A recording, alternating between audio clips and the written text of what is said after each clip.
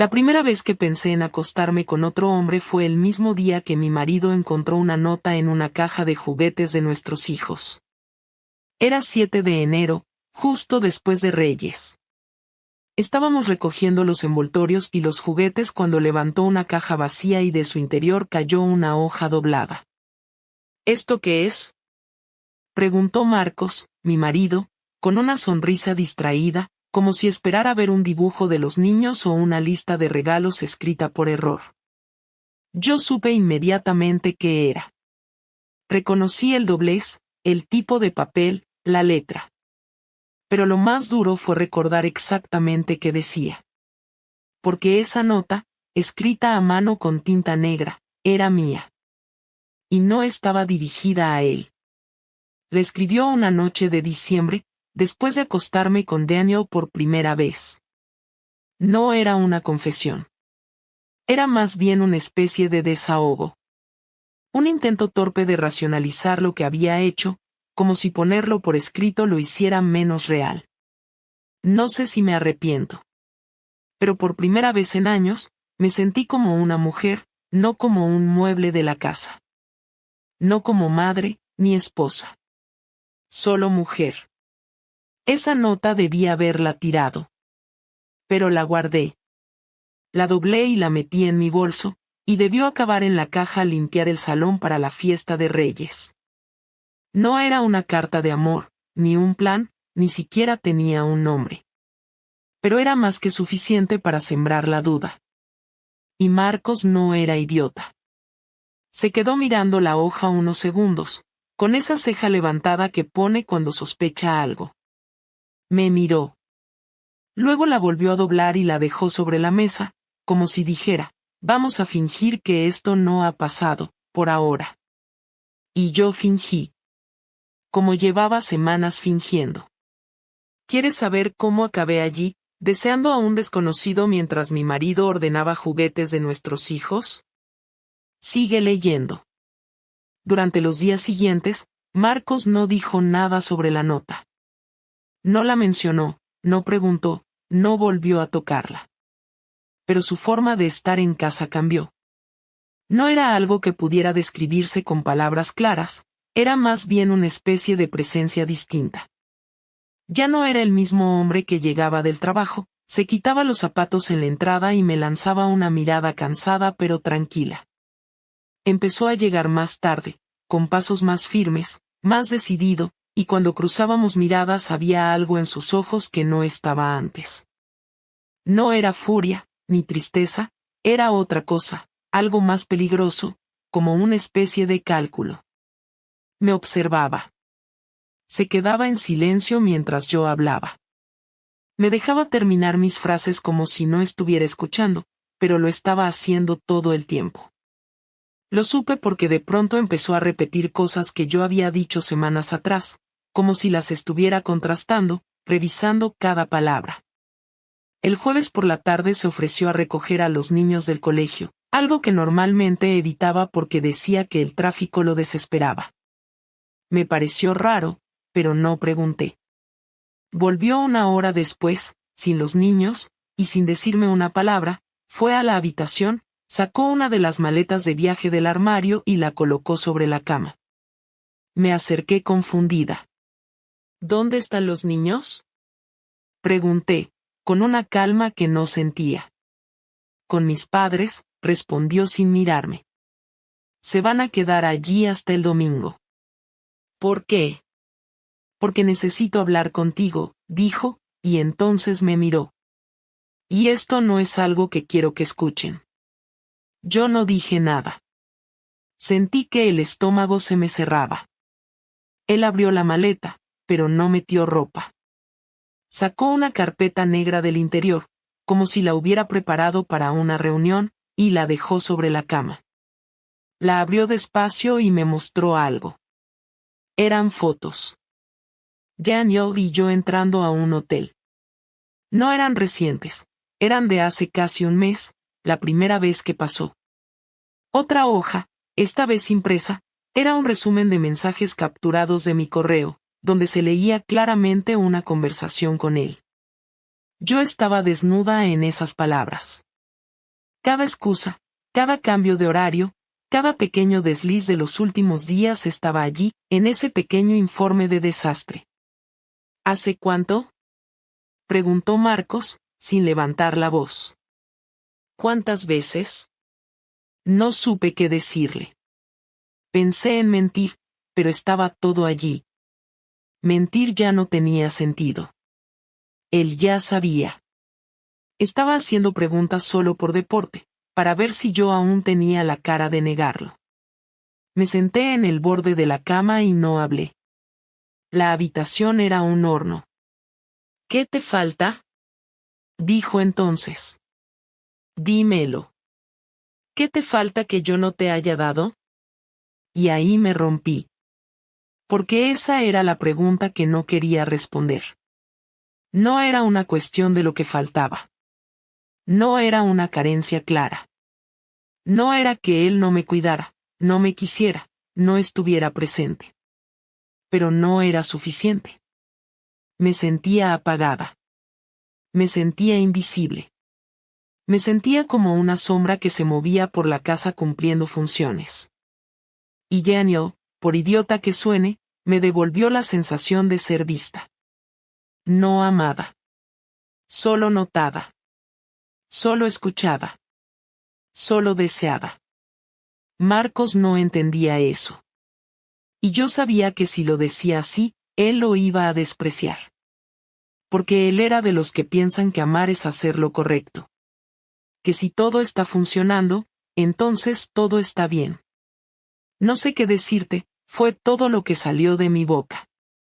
Pues mejor que empieces a pensarlo, porque no vas a dormir en esta cama esta noche, dijo sin titubear. No me gritó. No lloró. No me insultó. Eso fue lo que más me dolió. Me trató como si yo ya no fuera parte de su vida. Como si yo hubiera dejado de ser su esposa en el momento en que escribí esa nota. Y tenía razón. Él ya no era mi marido desde antes. Y yo no fui su mujer desde el momento en que dejé de buscar su mirada en el desayuno. Esa noche dormí en el sofá del salón, sin mantas. Ni siquiera tuve el valor de llorar. Me quedé allí, mirando el techo, preguntándome cómo habíamos llegado a esto sin darnos cuenta. Había perdido algo, y lo peor es que no estaba segura de querer recuperarlo. Al día siguiente, cuando me levanté, la carpeta ya no estaba sobre la cama. Y Marcos tampoco. Había salido temprano. En la cocina había una taza vacía y un mensaje en la pizarra blanca de la nevera. Pásate a recoger a los niños el domingo. Nada más. Nada menos. El sábado por la tarde, Marcos volvió a casa. Yo había pasado el día entero sin moverme del salón, sin encender la televisión, sin tocar el móvil, sin comer casi nada. Estaba esperando ese momento como si fuera una cita con un cirujano sin anestesia. Escuché la llave girar en la cerradura y me puse de pie. No por respeto ni por nervios, simplemente porque estar sentada me hacía sentir más expuesta. Entró con la misma calma que había mostrado el jueves, dejó las llaves en su sitio, colgó la chaqueta y caminó hacia la cocina. Yo lo seguí sin decir nada. Me apoyé en el marco de la puerta mientras él se servía un vaso de agua.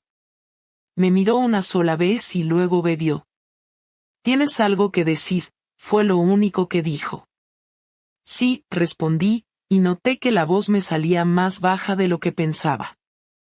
Pues adelante, soltó, dejando el vaso en la encimera sin ningún apuro. Lo miré, intentando encontrar la forma de comenzar sin que sonara como un discurso ensayado. Pero todo lo que dije fue lo peor que podía haber salido de mi boca. No fue algo planeado, pasó. Marcos se rió, pero no fue una risa alegre. Era esa clase de risa que uno suelta cuando no sabe si golpear una pared o simplemente reventar por dentro. ¿Pasó? ¿Qué es eso, Clara? ¿Una caída? ¿Tropezaste y terminaste con la ropa interior en el suelo de un hotel? No empieces con ese tono, le advertí, pero ya sabía que todo iba a explotar. ¿Con qué tono quieres que hable, Clara? Con el mismo que uso cuando le explico a los niños por qué mamá no va a venir a la cena familiar. Con el tono de hombre cornudo que tiene que fingir que su mujer está con una amiga mientras se acuesta con otro. No los mezcles a ellos, intenté frenar lo inevitable. Ah. Pero sí los metiste tú. Cuando decidiste convertirte en otra persona a escondidas. Cuando preferiste hablar con ese tipo antes que conmigo. Cuando metiste una nota en una caja en esta casa, Clara. Esta casa, donde viven mis hijos. Yo no podía respirar bien. No porque me faltara aire, sino porque todo lo que me decía tenía razón y aún así me estaba haciendo sentir como si yo fuera una desconocida que había invadido su espacio. Pero no me iba a quedar callada. ¿Y tú? ¿Dónde estabas tú? ¿Dónde estabas cuando te hablaba y no me escuchabas? ¿Cuándo me iba a dormir sin una sola caricia tuya? ¿Cuándo tenías más relación con el ordenador que conmigo? No me vengas con eso. No vas a justificar una infidelidad con un me sentía sola. Si estabas tan jodidamente sola, hablas, reclamas, gritas, lo que sea. Pero no te follas a otro y luego esperas comprensión. No fue solo sexo, dije, con el corazón desbocado. Ah, perfecto, mejor aún. Fue emocional también. Genial. Gracias por la aclaración, dijo y luego se quedó en silencio unos segundos. ¿Lo amas? No, respondí de inmediato. ¿Y a mí? Preguntó. Pero esta vez no gritó. Ni siquiera se molestó en endurecer la voz.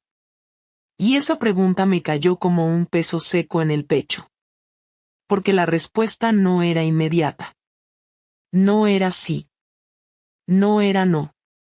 Era o no lo sé que jamás debía ser dicho en voz alta. Así que me quedé callada. Él lo entendió todo. Vale, dijo, y dio un paso hacia mí. Entonces escucha bien esto. No vamos a seguir como si nada. No voy a compartir la cama con alguien que tiene dudas de si me ama o no. No soy un imbécil que se aguanta las cosas por los niños. No soy ese tipo de hombre. Si quieres a ese tipo, búscalo. Pero a mí me respetas, por lo que soy y por lo que te di. ¿Entiendes? Sí. Tú no te das cuenta del daño que has hecho todavía. Estás en esa fase de me liberé o necesitaba sentirme viva o alguna otra mierda que seguro leíste en alguna serie o que te dijo ese cabrón. Pero te aviso, Clara, esto no se va a arreglar con lágrimas ni con cenas incómodas ni con terapias. Esto lo destruiste tú. Y yo aún no decidí si me voy o si te echo, pero eso lo vas a saber muy pronto. Y se fue a su despacho, cerrando la puerta. Yo me quedé allí, apoyada en el marco de la cocina, sin saber si correr tras él o desaparecer del mapa. Lo había perdido. Y, aunque aún estaba en la misma casa, ya no tenía espacio allí. El lunes por la mañana, cuando Marco se fue temprano a trabajar, me quedé en casa, sola, intentando poner algo de orden en mi cabeza. Me había propuesto hablar con él esa noche, sugerir una pausa para que los dos pensáramos con calma qué queríamos hacer con el matrimonio, pero cuando él regresó, las cosas no fueron como imaginaba. No entró saludando ni preguntó cómo estaban los niños. Llevaba una expresión tan neutra que resultaba más inquietante que el enfado. Se acercó al comedor, dejó un sobre la mesa y dijo sin mirarme, «Aquí tienes». Yo lo abrí sin decir una palabra. Dentro había un listado impreso con el desglose de nuestras cuentas bancarias, una nota manuscrita que decía, «Ya hablé con el abogado. Separación de bienes inmediata.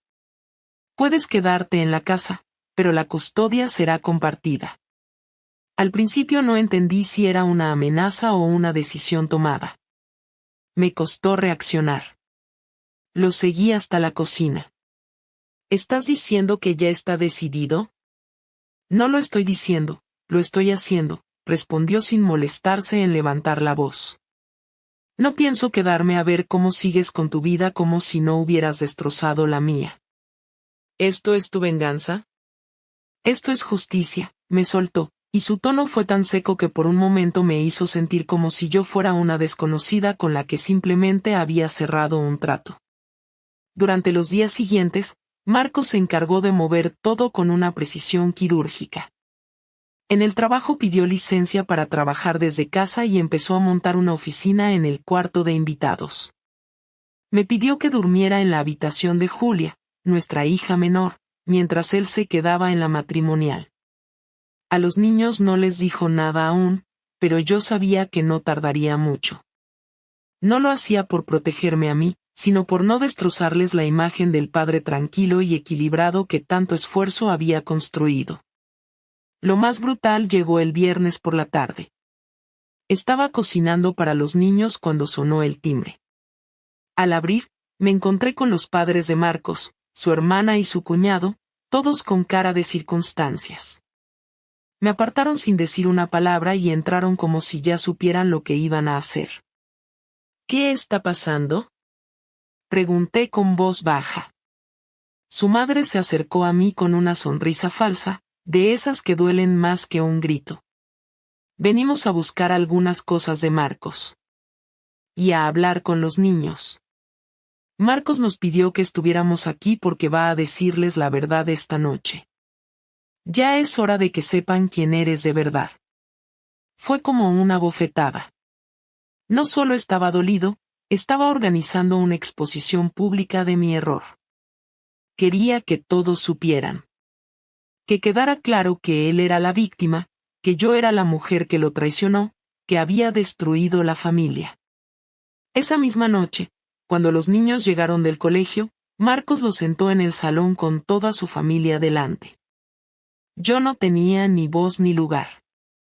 Escuché desde la cocina como les explicaba, con una tranquilidad que daba miedo, que mamá había tenido una aventura y que aunque eso dolía, él iba a estar con ellos pase lo que pase. Julia rompió a llorar. David se encerró en su cuarto. Y yo me quedé allí, en silencio, sabiendo que el daño que había hecho no tenía arreglo, pero también sintiendo que Marcos no estaba ayudando a repararlo, solo estaba asegurándose de que todos me vieran como la culpable sin matices. Lo peor vino después. El domingo por la mañana, mientras aún intentaba encontrar palabras para explicarles a los niños que no todo era tan blanco y negro como parecía, recibí una notificación en mi correo. Era una solicitud de cambio de dirección en el banco. Marcos había movido su nómina a una cuenta nueva, había cancelado las tarjetas secundarias que yo usaba y había solicitado la eliminación de mi acceso a las cuentas compartidas. No me avisó. No discutió. Simplemente me borró. Me dejó el refrigerador lleno para los niños, y hasta una hoja con números de emergencia y citas médicas pegada con imán en la nevera. Pero para mí, nada. Ni un euro. Ni una conversación. Solo un corte limpio. ¿De verdad crees que esto ayuda a alguien?, le pregunté esa noche, mientras él se servía un café como si fuera cualquier lunes. Yo estoy ayudando. A mí, a mis hijos, a que vivan sin esta mierda, contestó sin siquiera mirarme. Lo estás haciendo por rencor, no por justicia. No me des lecciones tú, Clara. No después de lo que hiciste. ¿O ahora me vas a explicar moral? Y ahí entendí que su objetivo ya no era arreglar nada. Era castigarme. Quería que sintiera en carne propia la humillación, la soledad, la desesperación que él sentía cuando encontró esa nota. Y no lo culpo. Pero no estaba preparada para soportarlo así, con esa frialdad quirúrgica, con esa eficacia brutal.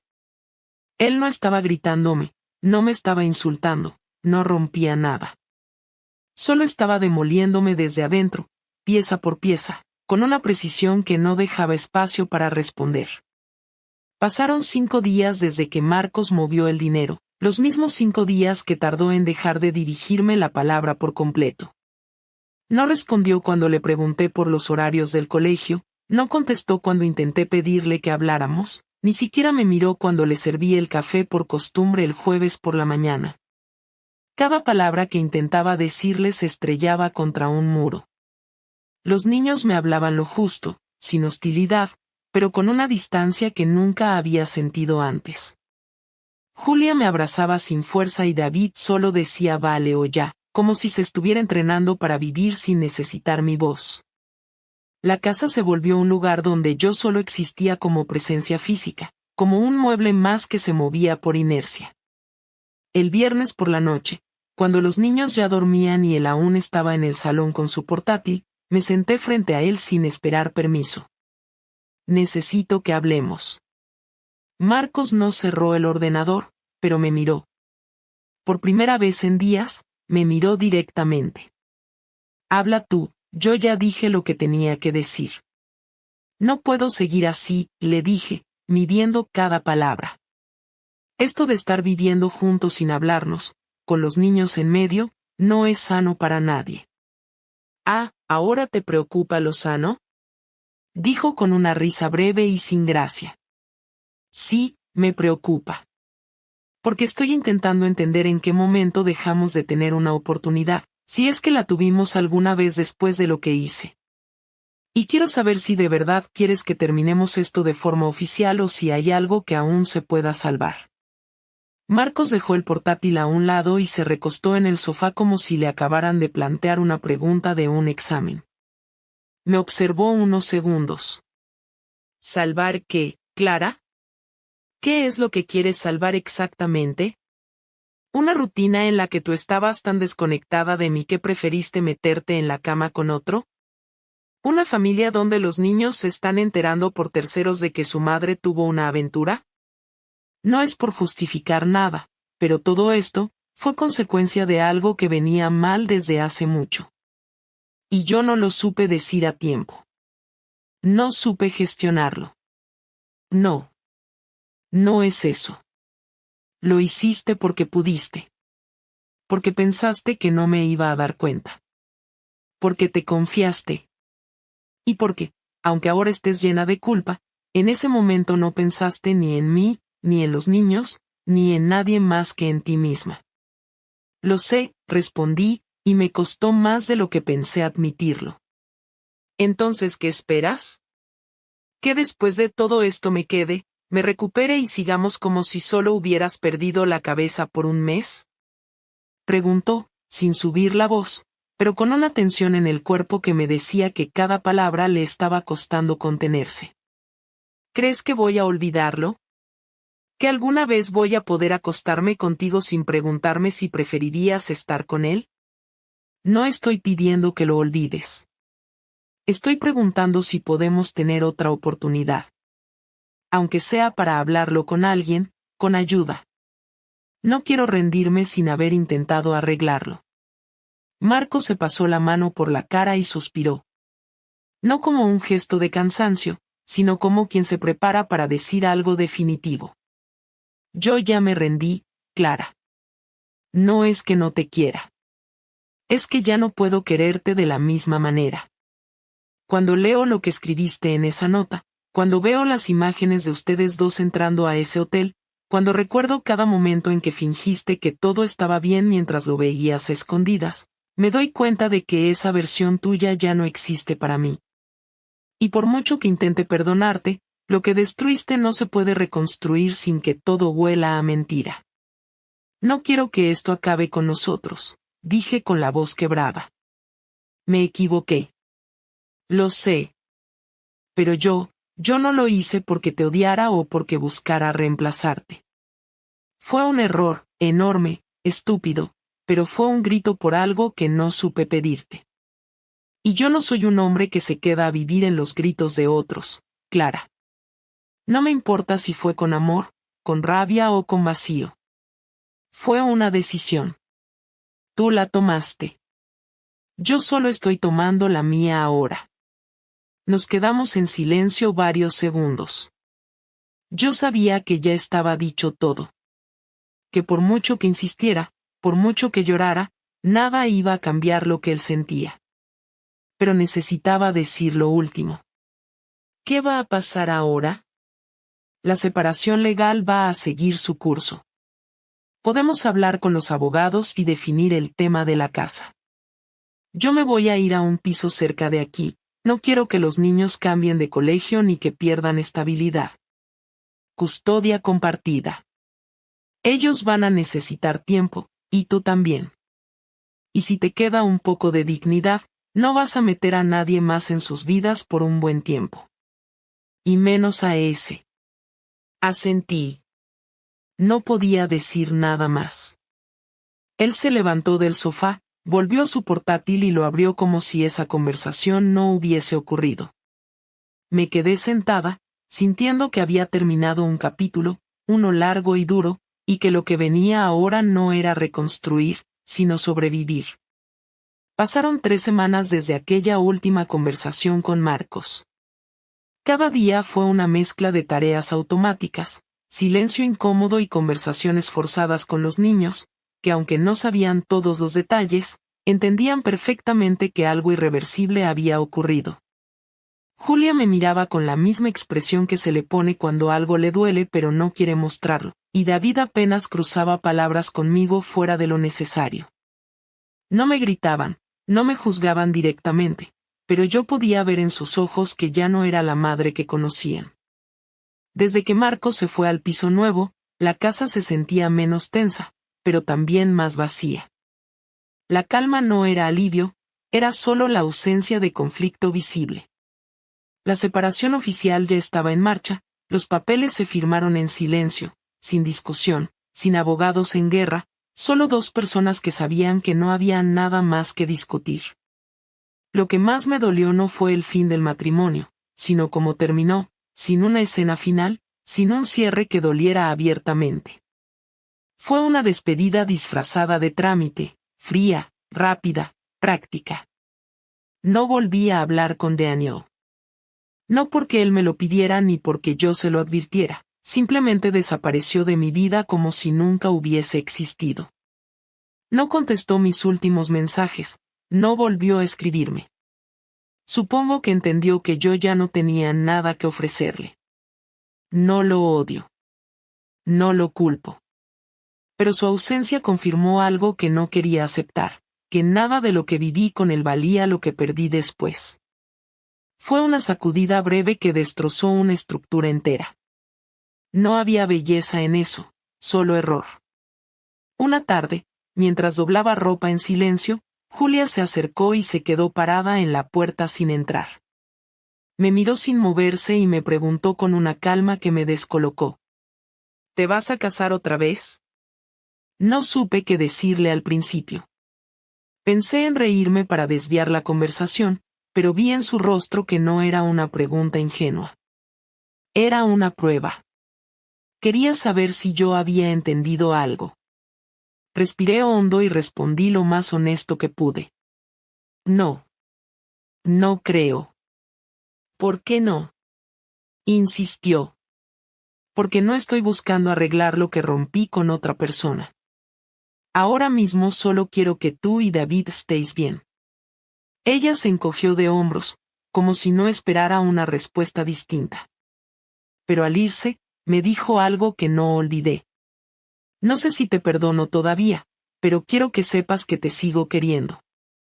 Fue la primera vez que lloré sin esconderme desde que todo empezó. Lloré sentada en el suelo del pasillo, sola, sin testigos, sin dramatismo, solo con una mezcla rara de dolor y alivio. Ya no esperaba que Marcos volviera. No estaba esperando perdones ni nuevas oportunidades. Pero escuchar esas palabras de mi hija me dio una especie de espacio para empezar a respirar sin culpa constante. Ahora paso mis días entre el trabajo y la casa. No hay nadie más. No tengo planes de volver a salir con nadie ni ganas de armar una vida nueva con otra pareja. Lo que hice me cambió, pero no como creí que lo haría. No soy más fuerte. No soy más libre. Solo soy más consciente. Aprendí que el deseo no compensa la pérdida, que la conexión momentánea no vale la pena si se construye sobre la mentira, y que no importa cuánto te convenzas de que algo ya estaba roto, Eso no justifica ser tú quien lo termine de romper. Marcos no volvió a hablarme más allá de lo estrictamente necesario para la coordinación con los niños. No es cruel, no me maltrata, no me insulta. Pero ya no me mira como antes. Y no me refiero al amor, porque eso se fue hace tiempo. Hablo del respeto. Esa última parte fue la que no supe cuidar. Yo rompí algo que no se puede remendar con disculpas ni con buenas intenciones posteriores. El respeto que alguien tiene por ti es lo más frágil que existe cuando lo pones a prueba. Y yo lo rompí. No me arrepiento de estar sola ahora. Me arrepiento de no haber dicho lo que sentía cuando aún había tiempo para hacerlo bien. Me arrepiento de haber confundido el silencio con resignación y de haber elegido la vía más destructiva para salir de ese vacío. Si pudiera volver atrás, no cambiaría mi necesidad de sentirme viva. Cambiaría la forma en que la busqué. Quizá algún día Marcos encuentre a alguien. Y si lo hace, ojalá sea una persona que lo escuche, que lo mire, que no lo dé por sentado. Y si yo algún día vuelvo a sentir algo por alguien, espero ser lo bastante madura para hablar antes de actuar. Pero por ahora, esto es lo que hay. Una mujer que se equivocó, que perdió, y que aprendió por las malas que no todo error tiene arreglo. Y eso, aunque duela, es lo que hay.